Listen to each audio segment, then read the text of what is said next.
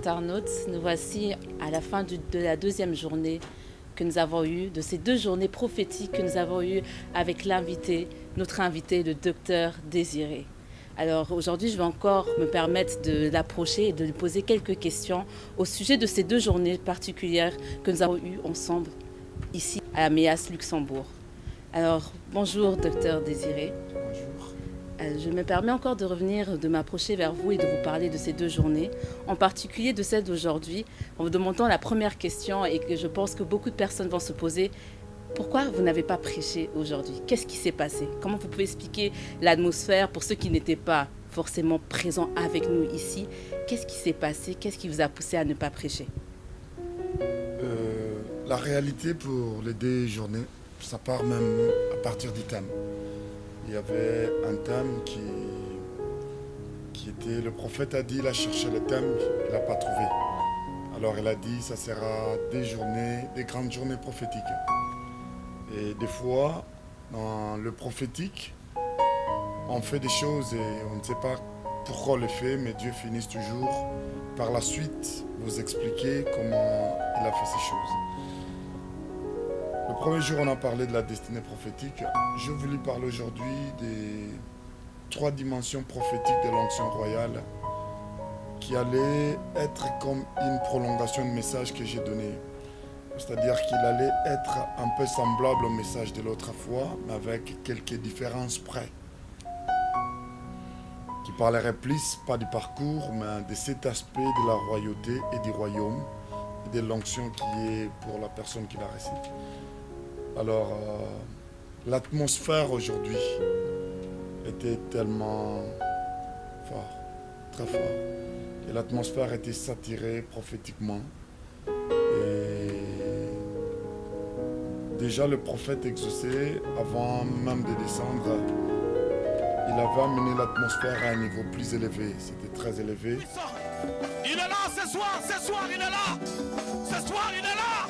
Il y a des moments où nous voulons qu'il soit là, mais il y a des moments où nous sentons combien il est là, l'homme de Galilée. Il est là, le roi des rois. Il est là, la référence.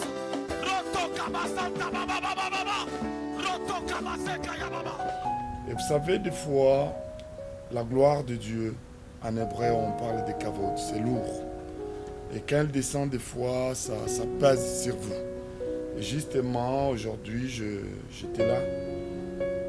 Elle a trop pesé sur moi. Il y a la gloire de Dieu qui descend. Je sens la gloire de Dieu qui descend sur nous. Il y a la puissance de Dieu qui descend. C'est comme la pluie, c'est comme un manteau de Dieu. Ça descend, c'est plus fort sur notre vie. Wouh! Le roi de gloire fait son entrée. Il est là juste à côté de toi. Quelques-uns vont sentir la gloire de Dieu sur leur vie. Il y en aura qui sentiront une manifestation palpable de la main de Dieu sur leur tête. La grâce de Dieu va se manifester. C'est plus fort sur la vie de quelques-uns. Les autres auront envie de crier parce que la gloire et la grâce de Dieu manifestent. Je voulais m'en sortir plusieurs fois que je prêche la parole de Dieu. Il est le Dieu des esprits des prophètes. Est-ce que vous l'aimez? Je reviendrai avec ce message, je ne peux pas prêcher. On se met debout. On se met debout, frère. Je ne saurais pas, on va se mettre debout. Mais chaque fois que je voulais prêcher, il y avait une parole prophétique pour quelqu'un. Et aujourd'hui particulièrement, je n'étais pas non plus le prophète, l'invité du prophète exaucé. J'étais l'invité de maman Myriam, tout en respectant le général de MEAS. Et c'était une journée à caractère prophétique. Souvent, on a notre manière de faire les choses, mais on doit laisser l'Esprit faire ce qu'il veut. On doit le dire à beaucoup de gens. Et ça, peut-être, ce sera une consolation pour quelques personnes qui nous suivent par live à l'Internet. Ce que je pourrais dire à tous nos amis de l'Internet, prochainement, on aura une autre réunion. On vous invite d'être sur place. Parce qu'il y a des choses qui peuvent se faire sur place qui pourraient être peut-être un handicap. Et prochainement, soyez là et Dieu nous fera beaucoup de bien. Ce n'est pas la première fois que j'expérimente ça. J'ai eu un culte où le prophète exaucé. Je me rappelle juste quand je parle, ce n'était même pas dans ma tête. Il est venu en Angleterre, c'est moi qui l'avais invité. Il a prêché une fois et la deuxième fois, ça s'est passé presque pareil en fait. Du début à la fin, il n'a fait que prophétiser. Il n'y avait pas de prédication et tout. Mais j'espère qu'il y avait des gens qui se plaignaient, surtout les gens qu'on n'a pas prophétisé sur eux. Mais nous on est venus, mais on n'a pas prophétisé pour nous. J'ai dit, quand un prophète est en train de prophétiser, même si on ne prophétise pas sur vous, il y a une grâce prophétique qui est sur votre vie. Et je crois que tout le monde était béni, que ce soit ceux qui étaient sur Internet ou ceux qui étaient dans la salle. Je ne sais pas si j'ai répondu à ta question. Tout à fait, vous avez répondu à ma question et je me permets justement d'enchaîner avec une deuxième question en vous demandant au sujet de la destinée prophétique, la première édition, si je peux l'appeler ainsi, notre première journée que nous avons eue le mardi. Vous avez parlé de la destinée prophétique et pendant cette prédication, vous avez dit plusieurs choses qui pourraient choquer certains théologiens. Par exemple, vous disiez que la destinée prophétique est plus forte que l'invincible. C'est-à-dire, l'invincible, on parle bien de Dieu, n'est-ce pas? Est-ce que vous n'avez pas peur que vous soyez contredit de temps en temps par certaines personnes qui trouvent que cela est contraire à la doctrine? Vous n'avez pas peur que votre message se perde ou que ça sorte un peu de certains codes que vous-même vous avez instaurés? Comment est-ce que vous gérez ce genre de situation? En fait, ma fille, ce qui est vrai, avoir peur, c'est trop dire. Hein, parce qu'en faisant ce travail avec les années que je fais, donc c'est-à-dire que j'ai eu affaire à quelques contradictions des gens. Et quand on s'approche de la parole de Dieu, même plusieurs écrivains, en anglais on les appelle les scholars, c'est-à-dire qu'il y a plusieurs approches de la parole de Dieu que tout le monde ne peut pas être d'accord. Mais ce que je parlais, en fait, c'est peut-être sur le plan prophétique, que si je peux prendre un petit moment pour expliquer à quelqu'un, ça ne choquerait pas beaucoup de gens, dans le sens que, tu vois, des fois, on parle et les gens te prennent au mot et ils s'en vont. Ils n'ont pas compris l'idée maîtresse. J'ai dit la destinée prophétique est le plus forte que les traditions. C'est-à-dire que la tradition, elle ne peut pas empêcher une prophétie que Dieu a dit dans ta vie de s'accomplir. La destinée prophétique est le plus forte que Goliath et le lion. Il ne pouvait pas tuer David parce que David avait une promesse sur sa vie. La destinée prophétique, c'est la promesse de Dieu sur toi. Tu comprends? Alors, cette promesse de Dieu sur toi est la plus forte que tout ennemi dans ton parcours. Alors, j'ai paraphrasé en disant qu'elle est plus forte que Dieu. Ouais. Alors, dans chaque catégorie de bataille, vous devez être au même niveau avec la personne que vous devez vous battre. Sinon, vous n'allez pas vous battre. Vous comprenez ce que je veux dire? C'est-à-dire que quand je dis la destinée prophétique ou la prophétie dans la vie d'un Élie est plus fort que Dieu, c'est pour dire que dans la promesse de Dieu dans la vie d'une personne, elle est impossible que Dieu puisse la révoquer. Je vais m'expliquer. La Bible dit, Dieu ne se répand ni de ses dons, ni de ses appels. Quand il t'a donné, c'est terminé. C'est là où je dis, elle est plus forte que Dieu. Et j'avais paraphrasé en parlant plus de quoi. C'est-à-dire que tellement Dieu t'a donné la prophétie ou la parole sur ta vie, il finira par t'amener là parce qu'il est obligé de le faire. Et si tu ne comprends pas, il va te ramener dans le coin parce que lui, dans cette bataille, il doit perdre. Mais toi, il peut te corriger et ramener sur la voie. Alors, je suis parti humblement expliquant sur la vie de Jacob, sur cette pensée. Et c'est seulement question d'être humble, de ne pas se prendre au mot et de comprendre des fois un langage qui est prophétique. On n'aura pas beaucoup de problèmes avec aucune personne qui nous a suivis. Jacob s'est bâti avec Dieu au milieu de la nuit, ou l'ange de l'Éternel. Quand la Bible parle de l'ange de l'Éternel, il s'agit de Dieu dans la manifestation angélique. Alors, il s'est bâti avec Dieu jusqu'aux petites heures du matin et Dieu ne pouvait pas se relâcher. Vous comprenez ce que je veux dire? En fait, il ne se battait pas de coups. C'est un langage prophétique. C'était dans le sens que tu as dit, c'est ta parole. Tu as dit, tu me béniras. Tu as dit, je serai élevé. Tu as dit, je serai grand. Tu as dit, tu comprends? Alors, il était là avec Dieu et aux petites heures du matin, Dieu voulait partir. En fait, quand on parle de la nuit et le jour, c'est justement dans la nuit, il y a le moment où il n'y a pas la manifestation palpable, vous ne voyez pas. Et pendant la journée, c'est là où il y a la révélation de Dieu. Alors, quand il était arrivé jour, des gens devaient voir la bénédiction de Dieu dans la vie de Jacob. Alors Dieu dira à Jacob, demandera à Dieu quel est ton nom. Dieu n'avait pas donné son nom à Jacob. Alors Dieu changera le nom de Jacob, qui était supplantaire, en Israël, tout en l'ayant brisé son emboîture. Alors Dieu lui dit, on t'appellera Israël. Quand il lit la Bible dit, parce que tu as combattu avec les hommes et tu as combattu avec Dieu et tu as été vainqueur. Je ne pense pas que j'aurai de problème avec les théologiens. Tu as combattu avec les hommes et avec Dieu et tu as été vainqueur. Ce n'est pas parce que Jacob a reçu Dieu, c'est la promesse de Dieu dans la vie de Jacob. C'est-à-dire que Dieu ne pouvait pas se repentir de ce qu'il avait promis à Jacob. C'est là où je dis, c'est un langage prophétique. La destinée prophétique, elle est plus forte que Dieu. C'est justement pour paraphraser que non, quand Dieu te donne une promesse, quel que soit le temps, les circonstances, l'adversité ou l'opposition, Dieu finira à l'accomplir. Comme Dieu l'a donné, Dieu le donnera. En d'autres mots, c'est-à-dire que si Dieu doit perdre, donc qui que ce soit dans les cieux ou sur la terre, perdra. C'était justement ça. C'est magnifique. Je voulais encore vous poser justement encore une dernière question. Et nous allons chuter par cette question en vous posant la question, quand on écoute en particulier le message du mardi, est-ce qu'on doit s'attendre pour quelqu'un qui n'avait pas encore suivi le direct, on va prendre cet exemple, mais qui va suivre justement sur YouTube, sur la page du prophète Exaucé Guigui Lungu, elle entre sur la vidéo, est-ce qu'elle doit s'attendre à un message prophétique, un message apostolique, un message plutôt de l'aspect comme un docteur? À quoi est-ce qu'on doit s'attendre? Est-ce que votre message, ou c'était juste, si vous me dites prophétique, est-ce que c'était juste parce que vous étiez retrouvé dans une église avec le visionnaire qui est un prophète, ou est-ce que c'est vraiment la quintessence de votre message? Est-ce que c'est vraiment la source de votre message? Est-il prophétique à tout moment? Et si oui, vous êtes docteur, comment est-ce que vous expliquez cela?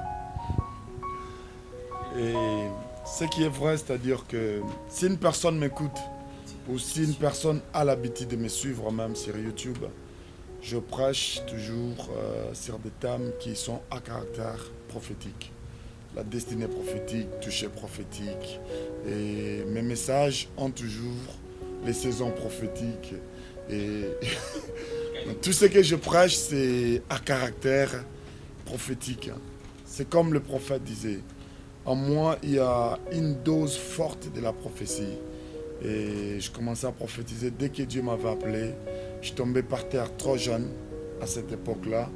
Et je passais des journées entières par terre. Je prophétisais sur la vie même des gens qui n'étaient pas présents. La prophétie, si on se demande si c'est mon ministère ou pas, c'est comme le prophète Exaucé disait. Il y a eu un temps, à notre époque, quand on disait un prophète, c'était quelque chose d'inacceptable. Parce que ça fait quelques années que j'ai reçu le Seigneur. Quelques années que j'ai reçu le Seigneur. À moi, il y a ce ministère prophétique et moi-même, je suis conscient que je suis un prophète. Et partout où je suis passé, je fais le ministère prophétique. Et le prophète Exaucé en a prophétisé plusieurs fois en disant, je comprends que, tu vois, des fois, avec l'âge, l'année prochaine, au mois de mai, je ferai un demi-siècle. Et je serai trop vieux. Et si je reçus le Seigneur, peut-être en dessous de mes vingtaines d'années, je commençais à prêcher vers le vingtaine d'années. Et il y a une instabilité aujourd'hui, comme le prophète disait aujourd'hui. Il y a un frère, vous l'avez aujourd'hui, évangéliste, demain apôtre. Vous avez un autre pasteur aujourd'hui, 4 jours après, prophète, docteur, machin, bishop et toutes ces histoires-là. Et on arrive sur le point où les gens doivent te prendre en tant que prophète. Vous savez, à notre époque, à l'époque, tout le monde s'appelait pasteur. Tout le monde. On les appelait tout le monde pasteur. Alors il y avait une différence dans l'exercice des dons. C'est-à-dire qu'à cette époque-là, on reconnaissait un docteur, un prophète, un apôtre par le fruit de son travail. Tu vois? Justement, moi, j'aime pas dire aux gens, je suis prophète. Mais quand je commence à exercer mon ministère, tu sens que non, celui-là, vraiment, c'est un prophète de Dieu. Alors qu'il y a des gens qui peuvent te dire qu'il est prophète. Et puis, il fait le travail, tu te dis, bon, je ne sais pas s'il est évangéliste ou il est quoi. Et justement, c'est ça, c'est question de maturité. Mais j'ai eu plusieurs combats, ce qui est vrai, c'est ça. Je pense qu'il y a Eric qui est resté avec moi un jour, je pense, en France. Et je pense qu'il a été soufflé par son père. Il me dit, Daddy, tu ne trouves pas qu'en acceptant officiellement, aux yeux, au vu de tout le monde, que tu es prophète, tu ne trouves pas que quand tu ne le fais pas, que Dieu va combattre encore ton ministère? Je méditais sur ça pendant un certain temps. J'ai compris que le prophète exaucé n'a pas trop tort. Et c'est juste la question de temps. On laissera le temps son temps. Et au temps opportun, on pourra l'officialiser. Mais à moi, il y a cette grâce d'enseigner la parole de Dieu qui est toujours là. Et je fais toujours le même travail. J'avais dit que c'était la dernière question, mais vous m'obligez à poser une autre question. Pas de souci, je suis là pour vous. Et ma question serait de vous demander, est-ce que vous n'avez pas un conseil? Parce que certainement, d'autres personnes peuvent se retrouver dans cette situation. Vous avez même parlé en disant qu'il y a plusieurs phases dans l'appel de quelqu'un. Il y a plusieurs dimensions. Qu'est-ce qu'on peut dire à quelqu'un qui se trouve dans une situation où on l'a consacré pasteur, on l'a consacré prophète, on l'a consacré X et Y ministère, mais maintenant il se rend compte que sa vie a une autre dimension. Il développe une autre dimension dans son appel. Que faut-il faire? L'onction grandit, l'onction mûrit et l'onction arrive à une maturité. Le prophète exaucé que j'ai vu il y a 10 ans, ce n'est pas le même prophète exaucé que je vois aujourd'hui. En Europe, ce n'est pas pour le flatter. Et que les prophètes qui sont amis ou que je connais par-ci par-là, qui me fassent grâce. J'ai écouté les gens frapper des prophéties. À la taille du prophète exaucé, je n'en ai pas trop. Je n'en ai pas beaucoup. Oui, des prophéties avec précision, détail, je n'en ai pas beaucoup. C'est une grâce que Dieu l'a donnée depuis très tôt. Le prophète exaucé, pendant ce moment, il est dans une phase, il se manifeste une forte onction sur lui, qui est à la fois prophétique, mais prédominée par l'apostolat. Il y a le ministère apostolique qui est très fort sur lui. Et c'est comme on le dit, on laisse le temps au temps opportun. Au lieu d'avoir le prophète exaucé, on aura l'apôtre exaucé avec son don de prophétie qui sera toujours là parce que Dieu ne serait pas ni de ses dons, de ses appels. Vous allez avoir le prophète désiré, peut-être demain, après-demain, avec cette grâce d'enseignant qui sera toujours là en moi. Et tout ce qu'on peut dire à tous ces frères et sœurs qui sont là et qui ont des appels, ce ne sont pas des grades, ce ne sont pas des titres, comme le prophète exaucé, que je m'aimerais bien plus apôtre, ça ne me gêne pas, l'avait dit. Que des fois, pour nous autres, ça fait ridicule même d'accepter cette onction prophétique. Je vous laisse, quand je commence à exercer, toi-même tu te dis là, c'est un prophète qui exerce. Ouais, parce qu'il y a des jeunes gens qui se réveillent aujourd'hui les pasteurs, demain l'apôtre, aujourd'hui l'évangéliste, après demain les prophètes.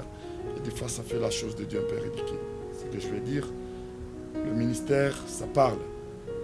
C'est-à-dire que tu ne viens pas, tu te dis je suis prophète, je suis apôtre.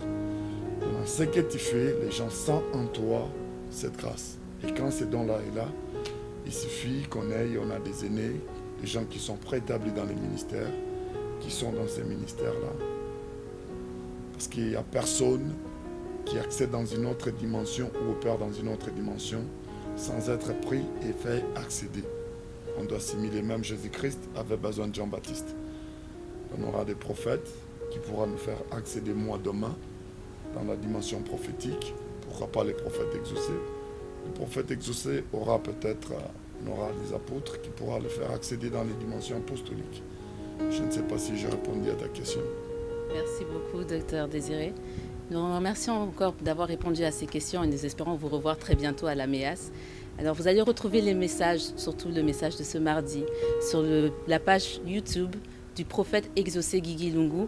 Ne tardez pas à aller vraiment sur cette page, vous retrouverez beaucoup de messages, des messages dans lesquels il a parlé aussi du parcours d'un élu de Dieu. Tout le parcours du premier jusqu'au, je pense que nous sommes actuellement au la 18e partie.